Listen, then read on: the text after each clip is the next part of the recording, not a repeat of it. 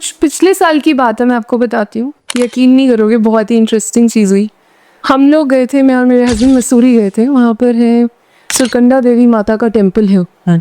तो वहाँ हमने कुछ मन्नत मांगी थी, पूरी हुई थी, हम मत्था टेकने गए थे। अब क्या होता है, नेक्स्ट डे हम मसूरी में रुकते हैं, घर निकलने से पहले होटल में रुकते हैं। मॉर्निंग में हम एक चक्कर मारते हैं और फिर सोचते हैं चलो गुरुद्वारा है, वहाँ मत्था टेक आते हैं। बिल्कुल। तो गुरुद्वारे में मैं गई तो वहाँ वीर जी गा रहे थे, जैसे गाते हैं वीर जी, सारे गाते हैं। तो एक आंटी थी वहाँ पर, अपनी डायरी लेके बैठी हुई थी और एक दो और भी बैठी थी कि वो लग रहा था कि जा रही है वो नेक्स्ट गाने।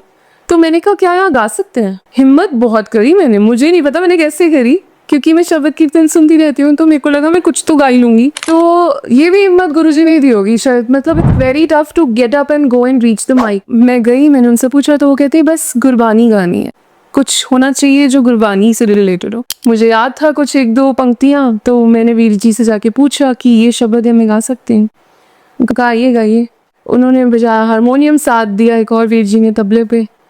मैं गाती गई और मैंने उससे पहले कभी कोई ऐसी प्रैक्टिस नहीं की थी कि मैंने गाने के लिए करनी है। गा गई मैं उसे, और जब मैं पूरी, मेरे रोंगटे खड़े हो गए जब मैं गा रही थी। मेरे साथ वीर जी बैठे थे और वो वीर जी मुझे पलट के कहते तुसी वो वधिया गाया। ओ सुन के मतलब मैं कोई नहीं हूँ। तो वो दिन ऐसा दिन था कि मुझे गुरुजी ने जैसे एक थप्पी दी हो पीछे से कि देख, ये है तेरी क्वेश्चन का आंसर, खड़ी हो, गाना गा, जा मेरी वडियाया कर, मेरे लिए गा, जा।